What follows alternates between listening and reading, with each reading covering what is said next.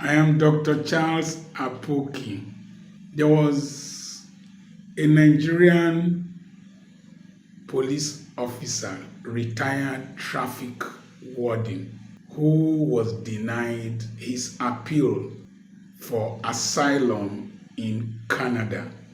The judge held that he belonged to an organization called the Nigerian Police Force that they deemed allegedly, no be me, allegedly, that they are an agency that is known for extortion in Nigeria, and that is deemed to be a ground for denying asylum to an asylum seeker, because such an organization is deemed to be a non-combatant terrorist organization. It is true that there are some bad eggs in the Nigeria police force, but not all of them are corrupt. In fact, the leadership of the Nigeria police force has in recent times disciplined and dismissed police officers who were obviously caught or video recorded attempting to intimidate people. It is possible that this man has never taken bribe from people. There was one Inspector Okonkwo at Warri many years back, about 20-something years back, who the city of Warri celebrated, gave the children scholarship, registered him in Warri Club, and the Guardian newspaper published his patriotism. But the mistake or the bad conduct of one police or a few police officers has caught up with this other man who is a pastor of a church. Now, the truth of the matter is that one bad apple spoils the whole basket. Nigeria is like an influenza virus. If you sneeze it, somebody else will catch it. If you don't catch it this season, you might catch it next winter. And most times, it affects you when you list, where you list, and with whom you least expect it. I introduced myself. I was introduced as a Nigerian in Springs in South Africa. And one lousy man said, Nigerians, criminals. I presented my passport in Nairobi, Jomo Kenyatta Airport. I was to go to Nairobi Hilton Hotel to sleep before I would take my flight to one other country, I can't remember, either Madagascar or South Sudan. The man said, Niger, are you from Niger Delta? Militant. I'm not a militant. Every activity you do that has a negative connotation in the global street, it's no longer a global village, global street, paints you with the same brush with other innocent Nigerians. And we must be very careful. That traffic warden might have just been maintaining his religiosity, his pastoral ethics. He will not say anything, and they just think that he is living a godly life. Now he wants to escape to Canada to live in a decent society. Nigeria has stretched its hand and colorbid him. He's going to come back here. Let me give you an example. When people like very dark man, Aisha Yesufu, this man that does this video in Kaizi VDI, Jenje Media, K White, and this is my very good friend that does very good analysis.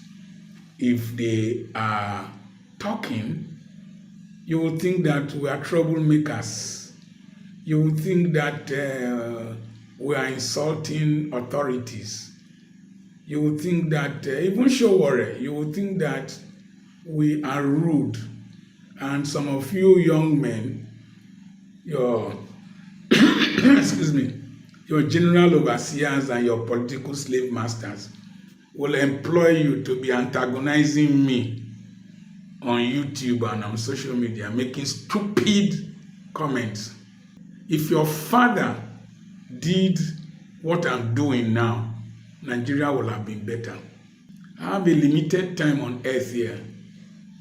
If you add 34 years to my age, I will be 100 years. And I don't want to be a nuisance and a burden to people at 100.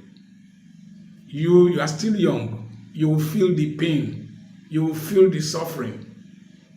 Nigerian GDP has dropped to the level, per capita income has dropped to the level of Somalia. You will feel the pain. If I applied for asylum in Canada, I will just show the people the videos I have been doing, and they will grant me asylum. And I have classmates, brothers and sisters, friends, subscribers that will take care of me in Canada, take care of me in the United States, take care of me in Finland, take care of me in Iceland, take care of me in Australia. You, Mumu, that is defending the rot and the criminality in this country. You don't have any person. And you, the police officer, you, the soldier, I will come to soldier later. You, the police officer, you, the DSS, you think you can run out of this country?